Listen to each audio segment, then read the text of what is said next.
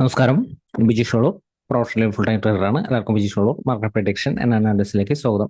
നമ്മൾ നോക്കാൻ പോകുന്നത് Nifty, bank Nifty, fin Nifty എന്തൊക്കെയാണ് സംഭവിച്ചിരിക്കുന്നത്, വരുന്ന ദിവസങ്ങളിലായാലും എന്തൊക്കെയാണ് സംഭവിക്കാൻ പോകുന്നത്, എങ്ങനെ വ്യക്തമായിട്ട് ട്രേഡുകൾ നമുക്ക് മാനേജ് ചെയ്യാം. നിഫ്റ്റിയെ കുറിച്ച് നമ്മൾ കഴിഞ്ഞ ദിവസത്തെ വീഡിയോസിൽ പറഞ്ഞിരുന്നത് ശ്രദ്ധിക്കുക. നിഫ്റ്റിയിലായാലും മെയിൻ ആയിട്ടുള്ള ഒരു സപ്പോർട്ട് നമ്മൾ നൽകിയിരുന്നത് 19,620 19,620 താഴത്തേക്ക് ഇൻട്രാഡേയിൽ സപ്പോർട്ടാണ്. 620 താഴത്തേക്ക് നിലനിർത്തി കഴിഞ്ഞാൽ ട്രെൻഡ് റിവേഴ്സലാണ്. 19,600 സൂചിപ്പിച്ചിരുന്ന അടുത്ത ലെവല്. 600 താഴത്തേക്കും വളരെ ഈസി ആയിട്ട് നിഫ്റ്റി ബ്രേക്ക് ചെയ്തു. ഈസി ആയിട്ട് ട്രേഡ് എടുക്കാവുന്ന രീതിയാണ് കൃത്യമായിട്ട് ഈ ഒരു സപ്പോർട്ട് റെസിസ്റ്റൻസ് അനുസരിച്ച് ട്രേഡ് ചെയ്താൽ. അതായത് 19,680 താഴെ ഒരു ഓപ്പണിംഗ് കിട്ടി കഴിഞ്ഞാൽ തന്നെ വേറെ ഒന്നും നിങ്ങൾ ആലോചിക്കേണ്ടതില്ല. അപ്പൊ നിങ്ങൾ ഒരു പാനിക്കായിട്ട് ന്യൂസുകൾ നോക്കുക, വേറെ ഒന്നും നോക്കേണ്ട കാര്യമില്ല. കൃത്യമായിട്ട് ആ ഒരു സപ്പോർട്ട് ബ്രേക്ക് ചെയ്ത് കണ്ട് കൃത്യമായിട്ട് ചെറിയ ടൈം ഫ്രെയിമിൽ ഷോർട്ട്സിന്റെ ഓപ്പർച്യൂണിറ്റി കിട്ടി വെയിറ്റ് ചെയ്താൽ എക്സാക്ട് ആയിട്ടുള്ള ഈ ഒരു വലിയൊരു മൂവ്മെന്റ് ക്യാച്ച് ചെയ്യാനായിട്ട് സാധിക്കും. എപ്പോഴും പറയാറുണ്ട്, പറയുന്ന ഒരു കാര്യങ്ങൾക്കായാലും അതിൻ്റെതായിട്ടുള്ള ഒരു ആക്യുറസി കിട്ടും. ബൈക്കായാലും നമ്മുടെ ഒരു സ്ട്രാറ്റജി സിസ്റ്റം അനുസരിച്ച് യാതൊരു വിധത്തിലുള്ള ഒരു സാധ്യതയും നിഫ്റ്റിയിൽ ഇല്ല. അതിനുശേഷം 19,620 സപ്പോർട്ടിന്റെ അടുത്തുനിന്ന് ബൗൺസ് ചെയ്യാൻ ശ്രമിച്ചെങ്കിൽ ഈ ഒരു ലെവലിൽ നിന്നും ബൈ ഓപ്പർച്യൂണിറ്റി നമുക്ക് എടുക്കാനായിട്ട് സാധിക്കില്ല. മുൻപത്തൊക്കെ വീഡിയോസിലൊക്കെ പറഞ്ഞിരുന്നു എങ്ങനെയാണ് സപ്പോർട്ട് ചെയ്യുന്നത്, ബൈ വരുമ്പോൾ യൂട്ടിലൈസ് ചെയ്യേണ്ടത്. അതിനുശേഷം 19,600 സപ്പോർട്ട് വളരെ ഈസിയായി ബ്രേക്ക് ചെയ്തതിന് ശേഷമായാലും നിഫ്റ്റി ആയാലും സപ്പോർട്ട് ലെവലുകളില്ല. 520 നമ്മൾ മുൻപ് നൽകിയിരിക്കുന്ന ഒരു സപ്പോർട്ടാണ് 19,520. മുൻപത്തെ വീഡിയോ ശ്രദ്ധിച്ചു കഴിഞ്ഞാൽ നമുക്ക് മനസ്സിലാവും 520 നിഫ്റ്റി ഒന്ന് ബൗൺസ് ചെയ്യാനായിട്ട് ശ്രമിച്ചിരുന്നത്. കഴിഞ്ഞ ആഴ്ചയിലെ വീഡിയോസിലും പറഞ്ഞിട്ടുണ്ട്, അതിന് മുൻപത്തെ ആഴ്ചയിലെ വീഡിയോസിലും പറഞ്ഞിട്ടുണ്ട്. നിഫ്റ്റി ഇൻ കേസ് ഒരു താഴത്തേക്ക് വന്നിട്ടുണ്ടെങ്കിൽ നിഫ്റ്റിയിലായാലും മെയിൻ ആയിട്ടുള്ള ഒരു സപ്പോർട്ട് 19,400 500 ഇടയിലാണ്. അപ്പോൾ ഈ ഒരു റേഞ്ചിന്റെ ഇടയിലാണ് നിഫ്റ്റിയുടെ മെയിൻ ആയിട്ടുള്ള ഒരു സപ്പോർട്ട് പിന്നെ ലോവർ ലെവൽ വരുന്നത്. നിഫ്റ്റിയിലെ ആ ഒരു പ്രോഫിറ്റ് ബുക്കിംഗ് സ്റ്റാർട്ട് ചെയ്താൽ, അതായത് ഈ ഒരു ലെവലിൽ നിന്നുള്ള ഒരു പ്രോഫിറ്റ് ബുക്കിംഗ് 19,620 താഴത്തേക്ക് 620 മുൻപത്തെ ആഴ്ചകളിൽ നമ്മൾ നൽകിയിരിക്കുന്ന ഒരു ലെവല്. ഇതിന്റെ ഒരു താഴത്തേക്ക് ഹോൾഡിംഗ് ബേസിസിൽ നിലനിർത്തി കഴിഞ്ഞാൽ ഈ ഒരു സപ്പോർട്ട് ലെവലിലേക്ക് നിഫ്റ്റിക്ക് എത്താനായിട്ട് സാധിക്കും. ഇതൊക്കെ നമ്മൾ മുൻപത്തെ ദിവസങ്ങളിൽ മാർക്കറ്റിന്റെ നിഫ്റ്റിയുടെ അനാലിസിസിലൊക്കെ നമ്മളത് സൂചിപ്പിച്ചിരുന്ന ലെവലാണ്. നമ്മുടെ സിസ്റ്റം അനുസരിച്ചായാലും ഒരു തരത്തിലുള്ള ഒരു ബൈയുടെ ഓപ്പർച്യൂണിറ്റി നമുക്ക് തന്നിട്ടില്ല. ബൈര ഓപ്പർച്യൂണിറ്റി ആയാലും നമുക്ക് ഈ ഒരു ലെവലിൽ നിന്നാണ് ആ ഒരു ബൈര ഓപ്പർച്യൂണിറ്റി. അപ്പോൾ നിഫ്റ്റി ആയാലും ഇപ്പോൾ വരും ദിവസങ്ങളിലായാലും നിഫ്റ്റിനെ എങ്ങനെ മാനേജ് ചെയ്യണം? നിഫ്റ്റി ആയാലും ഇപ്പോഴത്തെ ഒരു സിറ്റുവേഷൻ എന്ന് പറയുന്നത് ഒരു ട്രെൻഡ് റിവേഴ്സലാണ്. പക്ഷേ ഒരു സപ്പോർട്ടിൽ നിന്നാണ് ബൗൺസ് ചെയ്തിരുന്നത്. ലോവർ ലെവൽ സപ്പോർട്ട് ഉണ്ട്. ഈ ഒരു സപ്പോർട്ട് ഏരിയയിൽ നിന്നാണ് നിഫ്റ്റിയുടെ ഒരു ബൗൺസ് നടത്തിയിരിക്കുന്നത്. എന്നിരുന്നാലും ഇതൊരു ട്രെൻഡ് റിവേഴ്സലാണ്, കറന്റ് ട്രെൻഡ് റിവേഴ്സലാണ്. നിഫ്റ്റിക്ക് ഒരു ബൈയിലേക്ക് സസ്റ്റെയിൻ ചെയ്യണമെങ്കിൽ ഇപ്പോൾ വരും ദിവസങ്ങളിലായാലും നിഫ്റ്റി ഒരു ബൈ സെന്റിമെന്റിലേക്ക് നിലനിൽക്കണമെങ്കിൽ 19,620 മുകളിലേക്ക് നമ്മൾ മെയിൻ ആയിട്ടുള്ള ഒരു സപ്പോർട്ട് നൽകിയിരിക്കുന്ന ആ ഏരിയയുടെ മുകളിലേക്കെങ്കിലും നിഫ്റ്റിക്ക് ഒരു ക്ലോസിംഗ് ബേസിസിൽ നിലനിർത്താനായിട്ട് സാധിച്ചാൽ മാത്രമാണ് നമുക്കൊരു ബൈര ഓപ്പർച്യൂണിറ്റിയിൽ നിലനിൽക്കാനായിട്ട് സാധിക്കുള്ളൂ. ഇതൊരു ട്രെൻഡ് റിവേഴ്സിലാണ്, പക്ഷെ സപ്പോർട്ട് ഉണ്ട്. ലോവർ ലെവലായാലും സപ്പോർട്ട് ഉണ്ട്. ഒരു സപ്പോർട്ടിനായാലും ബൗൺസ് ചെയ്തേക്കാം. അപ്പോൾ നമുക്ക് എപ്പോഴും കൃത്യമായിട്ടുള്ള ഒരു സപ്പോർട്ട് റെസിസ്റ്റൻസ് അനുസരിച്ച് ട്രേഡ് ചെയ്താലാണ് നമുക്കൊരു കൃത്യമായിട്ട് ഒരു ആക്യുറസിയിൽ നമുക്ക് നിലനിൽക്കാനായിട്ട് സാധിക്കുകയുള്ളൂ. മാത്രമല്ല ബാങ്ക് നിഫ്റ്റിയുടെ ഒരു കേസിലായാലും ഫിൻ നിഫ്റ്റിയുടെ ഒരു കേസിലായാലും നമ്മളത് സൂചിപ്പിച്ചിരുന്നു. ഫിൻ നിഫ്റ്റി ട്രെൻഡ് റിവേഴ്സലാണ്, കറന്റ് ട്രെൻഡ് റിവേഴ്സലാണ്, പ്രോഫിറ്റ് ബുക്കിംഗാണ് ഫിൻ നിഫ്റ്റിയിലെ സാധ്യത. ബാങ്ക് നിഫ്റ്റിയുടെ കേസ് നമ്മളത് സൂചിപ്പിച്ചിരുന്നു. ബാങ്ക് നിഫ്റ്റി ആയാലും ട്രെൻഡ് ഓൾറെഡി റിവേഴ്സ് ആയിട്ടുണ്ട്. ട്രെൻഡ് ഓൾറെഡി റിവേഴ്സ് ആയതുകൊണ്ട് തന്നെ ബാങ്ക് നിഫ്റ്റിയുടെ ഓരോ മുകളിലേക്ക് പോകുന്ന ഒരു മൂവ്മെന്റും ഫിൻ നിഫ്റ്റിയുടെ ഓരോ മുകളിലേക്ക് പോകുന്ന ഒരു മൂവ്മെന്റും ബാങ്ക് നിഫ്റ്റിയുടെ ഓരോ മുകളിലോട്ട് പോകുന്ന ഒരു മൂവ്മെന്റും സെൽ ഓൺ റൈസ് സ്ട്രാറ്റജിയാണ് യൂസ് ചെയ്യേണ്ടത് നമ്മളത് സൂചിപ്പിച്ചിരുന്നു. അപ്പൊ എപ്പോഴും റൈറ്റ് ഷോർട്ട്സിന്റെ ഓപ്പർച്യൂണിറ്റി യൂട്ടിലൈസ് ചെയ്യാനുള്ള ഒരു ഏരിയ ആണിത്. നിഫ്റ്റിയോ ബാങ്ക് നിഫ്റ്റിയോ ബൈയിലും നിലനിൽക്കുന്ന ഒരു സമയത്തായാലും റൈറ്റ് സപ്പോർട്ടിൽ നിന്ന് ബൈ എടുക്കുന്ന പോലെ ഷോർട്ട്സിന്റെ ഓപ്പർച്യൂണിറ്റി, റൈറ്റ് ഷോർട്ട്സിന്റെ ഓപ്പർച്യൂണിറ്റി യൂട്ടിലൈസ് ചെയ്യാനുള്ള അവസരമായിരുന്നു. മാത്രമല്ല നിഫ്റ്റി ബാങ്ക് നിഫ്റ്റി ആയാലും ഈ ഒരു മൂവ്മെന്റ് ബാങ്ക് നിഫ്റ്റിയുടെ ക്ലോസ് ചെയ്തപ്പോൾ നമ്മളത് സൂചിപ്പിച്ചിരുന്നു. ബാങ്ക് നിഫ്റ്റി സെന്റിമെന്റ് നെഗറ്റീവായി പ്രോഫിറ്റ് ബുക്കിനാണ് സാധ്യത. താഴത്തേക്ക് വരുന്ന ഈ ഒരു മൂവ്മെന്റ് നമ്മൾ കഴിഞ്ഞ ദിവസത്തെ വീഡിയോസ് ശ്രദ്ധിച്ചു കഴിഞ്ഞാൽ മനസ്സിലാവും. ഈ ഒരു താഴത്തേക്ക് വരുന്ന ഒരു മൂവ്മെന്റ് ആയാലും സഡൻ ആയിട്ടല്ല താഴത്തേക്ക് വരാൻ സാധ്യത. ചിലപ്പോൾ മുകളിലോട്ട് പോയി ബൗൺസ് ചെയ്തതിന് ശേഷമായിരിക്കും. വോളറ്റാലിറ്റി ഉണ്ടെങ്കിൽ ഇങ്ങനെയാണ് താഴത്തേക്ക് വരുന്നത്.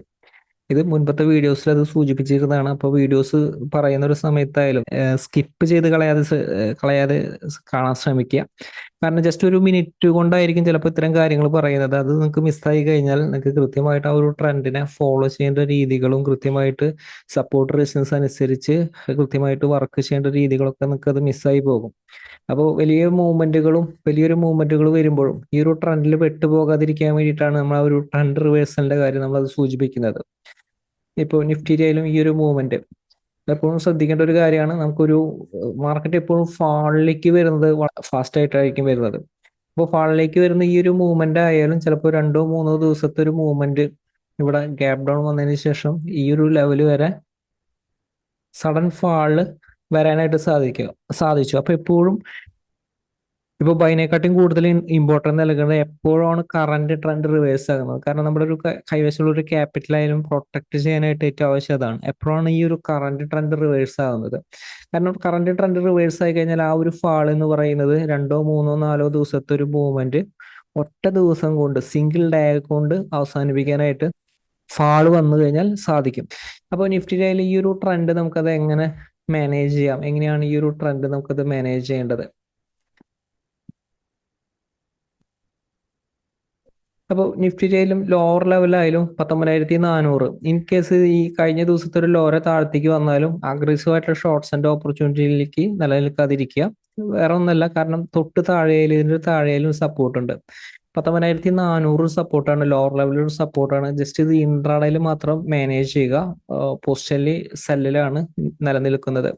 നിഫ്റ്റിയിലും ഇനി തിരിച്ച് റെസിസ്റ്റൻസ് ഏരിയയുടെ മുകളിലേക്ക് സസ്റ്റൈൻ ചെയ്താലാണ് ആ ഒരു ബൈക്ക് കൂടുതൽ ഇമ്പോർട്ടൻസ് നൽകേണ്ടത്. പക്ഷെ നല്ല സപ്പോർട്ട് ലെവലിൽ നിന്നായാലും നിഫ്റ്റി ബൗൺസ് ചെയ്ത് നമ്മൾ സൂചിപ്പിച്ചിരുന്ന സപ്പോർട്ട് ലെവലാണ് 19,400-500 ഇടയിൽ സപ്പോർട്ട് ഉണ്ട്. അപ്പോൾ 19,400 ലോവർ ലെവലൊരു സപ്പോർട്ട് കാണുന്നത്. 400 ഹോൾഡ് ചെയ്തുകൊണ്ട് 19,430 മുകളിലേക്ക് നിഫ്റ്റി നിലനിൽക്കുമ്പോൾ ആ ഒരു ബൈ സെന്റിമെന്റിലാണ് അഗ്രസീവായിട്ട് ഷോർട്ട്സ് ആൻഡ് ഓപ്പർച്യൂണിറ്റി യൂട്ടിലൈസ് ചെയ്യരുത്. 19,400 താഴത്തേക്ക് സസ്റ്റെയിൻ ചെയ്യുമ്പോൾ മാത്രമാണ് ഷോർട്ട്സ് ആൻഡ് ഓപ്പർച്യൂണിറ്റിയിൽ നിലനിൽക്കേണ്ടത്. ഇപ്പോൾ നിഫ്റ്റിക്കായാലും ഹയർ ലെവലിലേക്കായാലും റെസിസ്റ്റൻസ് 19,560 റെസിസ്റ്റൻസ് ആണ്. 19,610 ഹയർ ലെവൽ റെസിസ്റ്റൻസ് ആണ്. അപ്പോൾ നിഫ്റ്റി ഒരു ഹയർ ലെവലിലേക്ക് ഇതിന്റെ മുകളിലേക്ക് വേറെ പ്രത്യേകിച്ച് റെസിസ്റ്റൻസ് ലെവലുകൾ ഇല്ലാതെ കൃത്യമായിട്ട് അത് വർക്ക് ചെയ്യാനുള്ള ഒരു സാധ്യത കുറവാണ്. അതേപോലെ തന്നെ നമുക്കായാലും ആ ഒരു വലിയൊരു ഫാൾ വരുമ്പോഴായാലും, അതായത് മാർക്കറ്റിന്റെ മെയിൻ ആയിട്ടുള്ള ഒരു സപ്പോർട്ട് ബ്രേക്ക് ചെയ്താൽ അതിനുശേഷം വരുന്ന ഒരു സപ്പോർട്ട് ലെവൽ ചിലപ്പോൾ കൃത്യമായിട്ട് അത് വർക്ക് ചെയ്യണമെന്നില്ല. അതുകൊണ്ടാണ് ചില സപ്പോർട്ട് റെസിസ്റ്റൻസ് ലെവലുകൾ ചില ഏരിയയുടെ ലെവൽസിൽ നമ്മളത് നൽകാത്തത്. അത് വരാൻ പോകുന്ന ഒരു മാർക്കറ്റ് സിറ്റുവേഷൻ മനസ്സിലാക്കിക്കൊണ്ടാണ് 19,510 സപ്പോർട്ടായിട്ട് കാണുന്നുണ്ട്. 510 ഒരു താഴെ ഒരു ഓപ്പണിംഗ് ഒക്കെ നെഗറ്റീവ് തന്നെയാണ്. ചെറിയ ടൈമിലെ ഷോർട്ട്സ് ആൻഡ് ഓപ്പർച്യൂണിറ്റി വന്നാൽ യൂട്ടിലൈസ് ചെയ്യാവുന്നതാണ്. ലോവർ ലെവൽ അടുത്തൊരു സപ്പോർട്ട് വരുന്നത് 19,430 താഴെയാണ്. 430 അടുത്താണ്. കാരണം ഈ ഒരു ലോറെ അടുത്താണ് സപ്പോർട്ട് വരുന്നത്. അപ്പോൾ ഈ ലോറെ താഴെയും സപ്പോർട്ട് ഉണ്ട്. അപ്പോൾ ഇൻ കേസ് ഈ ഒരു ലെവലിൽ 400 ഹോൾഡ് ചെയ്തുകൊണ്ട് 430 മുകളിലേക്ക് സസ്റ്റെയിൻ ചെയ്താലാണ് ബൈക്ക് ഒരു സ്ട്രെങ്ത് ഉണ്ടായിരിക്കുള്ളൂ. പ്രത്യേകം ശ്രദ്ധിക്കാം. ഓപ്പൺ ചെയ്യുന്നത് ഈ ഒരു സപ്പോർട്ട് റെസിസ്റ്റൻസ് റേഞ്ചിലല്ല. ഗ്യാപ് ഡൗൺ ഓപ്പണിംഗ് ആണെങ്കിൽ താഴത്തേക്ക് വരുമ്പോൾ പ്രത്യേകം ശ്രദ്ധിക്കുക. ഷോർട്ട്സ് ആൻഡ് ഓപ്പർച്യൂണിറ്റി യൂട്ടിലൈസ് ചെയ്താലും 400-430 ആ ഒരു റേഞ്ചിൽ സപ്പോർട്ടാണ് വരുന്നത്. അപ്പോൾ ഈ ഒരു 400 താഴത്തേക്ക് നിഫ്റ്റി നിലനിന്ന് കഴിഞ്ഞാൽ, 400 താഴത്തേക്ക് നിഫ്റ്റി ഹോൾഡിംഗ് ലെവൽ നിലനിർത്തി കഴിഞ്ഞാൽ നിഫ്റ്റിയിലായാലും ഇനി 19,200 300 ഇടയിലാണ് സപ്പോർട്ട് വരുന്നത്. അപ്പോൾ സപ്പോർട്ട് ലെവലുകളുണ്ട്, നിഫ്റ്റിക്കായാലും സപ്പോർട്ട് ലെവലുണ്ട്. പക്ഷെ കറന്റ് ട്രെൻഡ് സ്റ്റിൽ നെഗറ്റീവ് ആണ്. അപ്പോൾ ഇൻട്രാഡേയിലായാലും കൃത്യമായിട്ട് മാനേജ് ചെയ്യണമെങ്കിൽ റൈറ്റ് സപ്പോർട്ട് റെസിസ്റ്റൻസ് അറിഞ്ഞാലാണ് കൃത്യമായിട്ട് നമുക്ക് മാനേജ് ചെയ്യാനായിട്ട് പറ്റുള്ളൂ. 510 മുകളിൽ ഓപ്പൺ ചെയ്താൽ പ്രൈസ് സെന്റിമെന്റിലാണ് ഇങ്ങനെയാണ് ചെറിയൊരു സ്റ്റോപ്പ് ലോസ് പ്ലേസ് ചെയ്തുകൊണ്ട് ട്രേഡ് എടുക്കേണ്ടത്. പ്രൈസ് സെഷന്റെ വീഡിയോസിലൊക്കെ സൂചിപ്പിച്ചിട്ടുള്ളതാണ്. മാത്രമല്ല കൃത്യമായിട്ട് ഒരു സപ്പോർട്ട് റെസിസ്റ്റൻസ് കണ്ടുപിടിച്ച് എങ്ങനെയാണ് റൈറ്റ് എൻട്രി എടുക്കേണ്ടത് അതിനെക്കുറിച്ചുള്ള ഒരു പ്രൈസ് ആക്ഷൻ കോഴ്സിന്റെ ഡീറ്റെയിൽസ് നിങ്ങൾക്ക് ഡിസ്ക്രിപ്ഷനിൽ ലഭിക്കും. അല്ല, ഏതൊരു മാർക്കറ്റ് സിറ്റുവേഷനും നിങ്ങൾക്ക് കൃത്യമായിട്ട് സപ്പോർട്ട് റെസിസ്റ്റൻസ് കണ്ടുപിടിക്കാനും ഏതൊരു മൂവ്മെന്റുകളും ക്യാച്ച് ചെയ്യാനും പ്രാപ്തമാക്കുന്ന രീതിയിലാണ് ആ ഒരു കോഴ്സ് ഡിസൈൻ ചെയ്തിരിക്കുന്നത്. അതുപോലെ തന്നെ 19,510 ഒരു മുകളിൽ ഓപ്പൺ ചെയ്ത് കഴിഞ്ഞാൽ ബൈ സെന്റിമെന്റ് തന്നെയാണ്. കാരണം ഷോർട്ട്സിന്റെ ഓപ്പർച്യൂണിറ്റി 510 ഒരു താഴെ നിലനിർത്തിയാൽ മാത്രമാണ് യൂട്ടിലൈസ് ചെയ്യേണ്ടത്. പക്ഷെ 560 റെസിസ്റ്റൻസ് ആണ്. 560 മുകളിലേക്ക് സസ്റ്റെയിൻ ചെയ്താൽ, ഇൻ കേസ് ഓപ്പൺ ചെയ്തത് 19,560 മുകളിലാണെങ്കിൽ 560 ബ്രേക്ക് ചെയ്യാതെ ഷോർട്ട്സ് ആൻഡ് ഓപ്പർച്യൂണിറ്റി യൂട്ടിലൈസ് ചെയ്യരുത്. ബൈക്ക് കൂടുതൽ ഇമ്പോർട്ടൻറ്റ് നൽകുക. അതായത് റെസിസ്റ്റൻസിന്റെ മുകളിൽ നിൽക്കുമ്പോൾ എപ്പോഴും ബൈക്ക് കൂടുതൽ ഇമ്പോർട്ടൻ്റ് നൽകുക. പക്ഷെ 610 അടുത്ത് നിന്ന് ക്യുക്കായിട്ടുള്ള ഒരു പ്രോഫിറ്റ് ബുക്കിംഗ് നടത്താൻ ശ്രമിക്കുക. 610 ഒരു മുകളിലും നിലനിന്ന് കഴിഞ്ഞാൽ ബൈൻ്റെ ഒരു സെന്റിമെന്റ് ആണ്. ഹയർ ലെവലിലേക്ക് വേറെ പ്രത്യേകിച്ച് റെസിസ്റ്റൻസ് ലെവലുകൾ നൽകാനില്ല. പക്ഷെ 610 ഒരു താഴെ നിലനിർത്തി കഴിഞ്ഞാൽ ഷോർട്ട് സെല്ലിലേക്ക് നിലനിർത്താനായിട്ട് ശ്രദ്ധിക്കാം. അപ്പൊ നിഫ്റ്റി ആയാലും ഓപ്പൺ ചെയ്യുന്നത് ഈ ഒരു രണ്ട് റേഞ്ചിന്റെ ഇടയിലാണ്. 510 560 റേഞ്ചിന്റെ ഇടയിലാണെങ്കിൽ ഈ ഒരു റേഞ്ച് ബ്രേക്ക് ചെയ്യാനായിട്ട് വെയിറ്റ് ചെയ്യുക. 400 430 ലെവല് ലോവർ ലെവല് സപ്പോർട്ടാണ്. അപ്പോൾ 400 താഴെ സപ്പോർട്ട് കാണുന്നത് 19,300 താഴെയാണ് സപ്പോർട്ട് കാണുന്നത്. 300 താഴത്തേക്ക് പോയതിനു ശേഷം 320 മുകളിലേക്ക് സസ്റ്റെയിൻ ചെയ്യുമ്പോഴാണ് ബൈ സെന്റിമെന്റ് ലോവർ ലെവലിൽ യൂട്ടിലൈസ് ചെയ്യേണ്ടത്. അപ്പോൾ ബാങ്ക് നിഫ്റ്റി നമുക്ക് നോക്കാം. ബാങ്ക് നിഫ്റ്റി ആയാലും ഇന്നായാലും ഇന്നത്തെ ഒരു മൂവ്മെന്റ് ശ്രദ്ധിക്കുക. നമുക്കൊരു സപ്പോർട്ട് ബ്രേക്ക് ചെയ്ത് വരുന്ന, ഇപ്പൊ എപ്പോഴും നമ്മൾ പറയുന്ന ഒരു സപ്പോർട്ട് ലെവലുകൾ തെറ്റിപ്പോയാൽ, നമ്മൾ പറയുന്ന ഒരു സപ്പോർട്ട് ലെവലുകൾ തെറ്റിപ്പോയി കഴിഞ്ഞാൽ നമുക്ക് ഇത്രയും ആക്യുറസിയിൽ നമുക്ക് ട്രേഡുകൾ മാനേജ് ചെയ്യാനായിട്ട് പറ്റില്ല. അപ്പൊ എപ്പോഴും ആ ഒരു സപ്പോർട്ട് റെസിസ്റ്റൻസ് കൃത്യമായിട്ട് മാനേജ് ചെയ്താൽ മാത്രമേ നമുക്ക് കൃത്യമായിട്ടൊരു ട്രെൻഡ് ക്യുക്കായുള്ള ഡിസിഷൻ മേക്കിങ്ങിന് സാധിക്കുള്ളൂ. ഇതായാലും നമ്മൾ പറഞ്ഞിരിക്കുന്ന ആ ഒരു സപ്പോർട്ട് ബ്രേക്ക് ചെയ്തിട്ടാണ് നിലനിൽക്കുന്നത്. 42,200 കൂടി ബ്രേക്ക് ചെയ്തപ്പോൾ ഈ ഒരു ലെവലിൽ നിന്ന് തന്നെ ചെറിയൊരു റിസ്കിൽ നമുക്ക് ഷോർട്ട്സ് ആൻഡ് ഓപ്പർച്യൂണിറ്റി യൂട്ടിലൈസ് ചെയ്യാനുള്ള അവസരമായിരുന്നു. ചെറിയ റിസ്കിൽ ആ സെയിം ക്യാനിൽ തന്നെ സ്റ്റോപ്പ് ലോസ് പ്ലേസ് ചെയ്തുകൊണ്ട് നമുക്കൊരു ട്രേഡുകൾ മാനേജ് ചെയ്യാവുന്ന ഒരു സെറ്റപ്പ് ആയിരുന്നു. അതിനുശേഷം ആയാലും ബാങ്ക് നിഫ്റ്റി ആയാലും വലിയൊരു ഫാളാണ് ബാങ്ക് നിഫ്റ്റിയിൽ വന്നിരുന്ന അവസാനത്തെ ഒരു സെക്ഷനിൽ ബൗൺസ് ചെയ്തെങ്കിൽ നമുക്ക് ഈ ഒരു ലെവലിൽ സപ്പോർട്ടുകൾ നമ്മൾ നൽകിയിരുന്നില്ല. പക്ഷെ വരും ദിവസങ്ങളിലായാലും നമുക്ക് എങ്ങനെയാണ് ബാങ്ക് നിഫ്റ്റിയിൽ മാനേജ് ചെയ്യാം. ബാങ്ക് നിഫ്റ്റി ആയാലും ട്രെൻഡ് റിവേഴ്സലാണ്. പക്ഷെ ഒരു സപ്പോർട്ടിൽ നിന്നായാലും ബാങ്ക് നിഫ്റ്റി ഒരു ബൗൺസ് ചെയ്യാനായിട്ടൊരു സാധ്യതയുണ്ട്. അപ്പോൾ വരും ദിവസങ്ങളിലായാലും നല്ലൊരു സപ്പോർട്ട് ലെവലുകൾ ഏതാണെന്ന് നമുക്ക് നോക്കാം. ബാങ്ക് നിഫ്റ്റിയിലും ഈ ഒരു ലെവലിൽ വേറെ പ്രത്യേകിച്ച് സപ്പോർട്ട് റെസിസ്റ്റൻസ് ലെവൽ കാണാനില്ല. ഈ ഒരു ലോവർ ലെവല് 44,800 ഒരു സപ്പോർട്ടായിട്ട് കാണുന്നുണ്ട്. 800 താഴെയാണെങ്കിൽ 44,600 സപ്പോർട്ടായിട്ട് കാണുന്നുണ്ട്. 44,600 ഹോൾഡ് ചെയ്തുകൊണ്ട് 800 മുകളിലേക്ക് സസ്റ്റെയിൻ ചെയ്യാൻ സാധിച്ചാലാണ് ബയേഴ്സിന് ആ ഒരു സ്ട്രെങ്ത് ഉള്ളത്. ഇതേ രീതിയിൽ വരും ദിവസങ്ങളിൽ കൃത്യമായിട്ട് ഈ ഒരു ലോവർ ലെവൽ സപ്പോർട്ടിൽ കൃത്യമായിട്ട് ഇൻട്രാഡേ മാനേജ് ചെയ്യുക. ഓപ്പൺ ചെയ്യുന്ന ഗ്യാപ് ഡൗൺ ഓപ്പണിംഗ് ആയിരുന്ന ഒരു സപ്പോർട്ടാണ്. ഇൻ കേസ് വലിയൊരു ഗ്യാപ് ഡൗൺ ഓപ്പണിംഗ് ആയാലും 44,800 മുകളിലേക്ക് നിലനിന്ന ബൈയിലേക്ക് നിലനിൽക്കാനായിട്ട് ശ്രദ്ധിക്കാം. ലോവർ ലെവൽ 44,600 താഴത്തേക്ക് നിലനിർത്തിയാലാണ് ഇനി കൂടുതൽ വീക്ക്നെസ് വരുന്നത്. അതുപോലെ തന്നെ ഓപ്പൺ ചെയ്യുന്ന ഗ്യാപ്പ് അപ്പ് ഓപ്പണിംഗ് ആയിരുന്നാലും 47,230 ഒരു താഴെയാണെങ്കിൽ ഷോർട്ട് സെല്ല് തന്നെയാണ് സാധ്യത വരുന്നത്. ഈ ഒരു റേഞ്ചിന്റെ ഉള്ളിലാണ് ഓപ്പൺ ചെയ്യുന്നതെങ്കിൽ വെയിറ്റ് ചെയ്യുക. ഈ റേഞ്ച് എങ്ങോട്ടെങ്കിലും ബ്രേക്ക് ചെയ്യാനായിട്ട് വെയിറ്റ് ചെയ്യുക. 47,400 മുകളിലേക്ക് സസ്റ്റെയിൻ ചെയ്താലാണ് ഹയർ ലെവലിലേക്ക് ബാങ്ക് നിഫ്റ്റി ആയാലും സ്ട്രെങ്ത് ഇനി കിട്ടുക.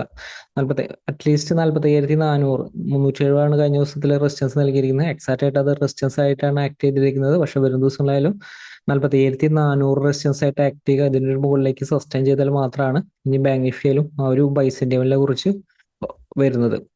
47,230 മുകളിലാണെങ്കിൽ നമുക്ക് ബൈർ ഓപ്പർച്യൂണിറ്റി യൂട്ടിലൈസ് ചെയ്യാം. ചെറിയ ടൈമിലെ ബൈർ ഓപ്പർച്യൂണിറ്റി യൂട്ടിലൈസ് ചെയ്യാം. പക്ഷേ 230 ബ്രേക്ക് ചെയ്താൽ ഷോർട്ട്സിന്റെ ഓപ്പർച്യൂണിറ്റി യൂട്ടിലൈസ് ചെയ്യാം.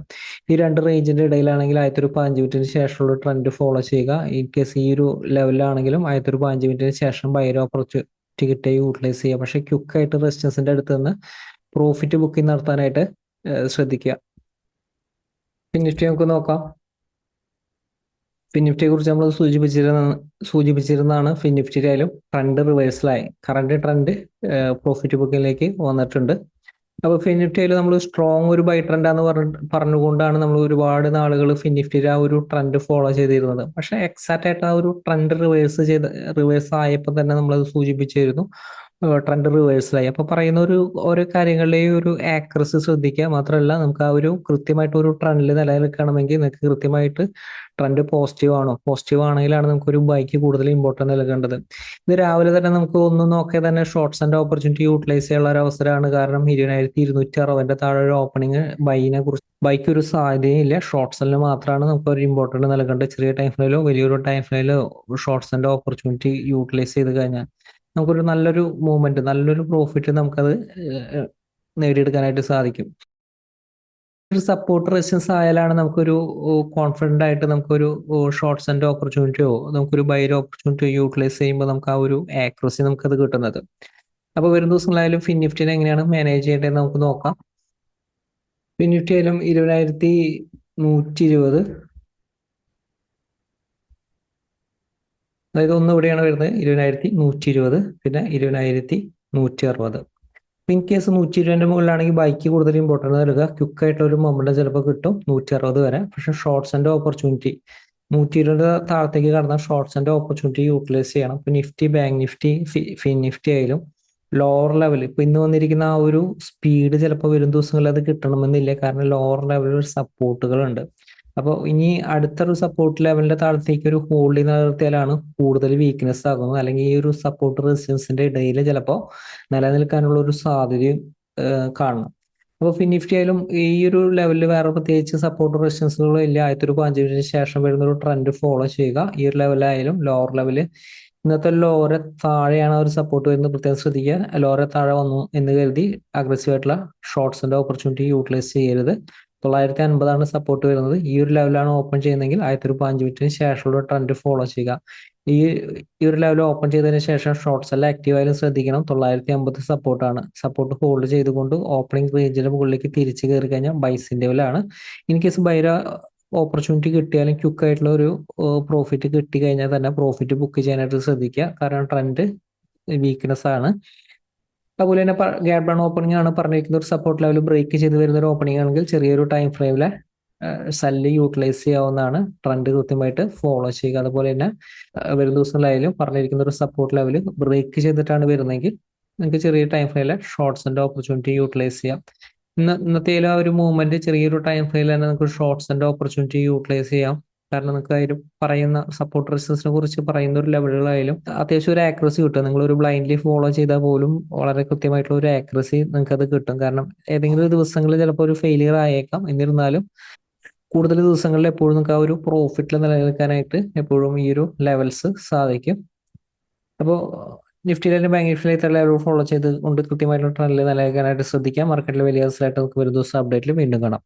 എല്ലാവരെയും വലിയ ഷെയറുകളൊക്കെ നമ്മൾ പ്രതീക്ഷിക്കുന്നു. എല്ലാവർക്കും നന്ദി.